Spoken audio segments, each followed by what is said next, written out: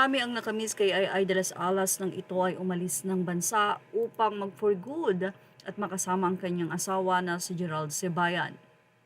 Hindi kasi maikakaila na talagang napakagaling na komedyante ni Ay de las Alas. Pero sa kabila niyan, marami rin ang tumuligsa sa kanya matapos nga itong makita sa GMA at tila umalis na nga ito sa ABS-CBN. Ano nga ba ang katotohanan?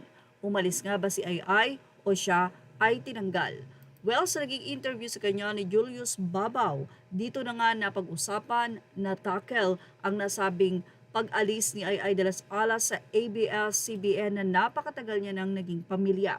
Ilang mga movies ang ginawa ni Ay de las Alas na pumatok sa nasabi nga pong takilya.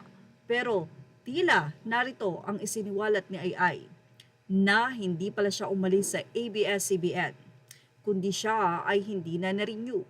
Isang, kumbaga ay paraan na ikaw ay tanggalin na. Well, narito po ang naging usapan at paliwanag ni Ay. Ayon kay Ay de las Alas, hindi ako umalis sa ABS, hindi nila ako ni-renew. Hindi ko alam siguro. Ang alam ko pero ayaw ko na lang sabihin. Pero na-force din si Ay na sabihin ang pagkakaalam niyang dahilan ng hindi pag-renew.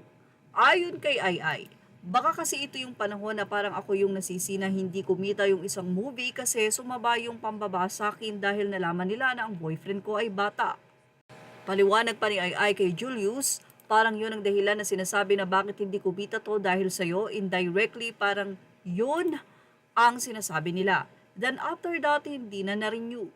So sa sobrang sakit nga na hindi na na-renew, bala ko noon hindi na ako mag-artista. Ang sakit na parang all those years nandito yung pag-ibig at pagmamahal ko doon sa trabaho at doon sa istasyon. Yan pa ang say ni Ay. Tapos parang wala lang, wala ka ng silbi, babu, parang ganun. Kaya naman sa ng mga netizen noon pa lang ay sobrang nagparaya at nagsikripisyo na nga itong si Ay de las Alas para sa asawang si Gerald Cebayan na nauwi din naman sa hiwalayan ang kanilang relasyon.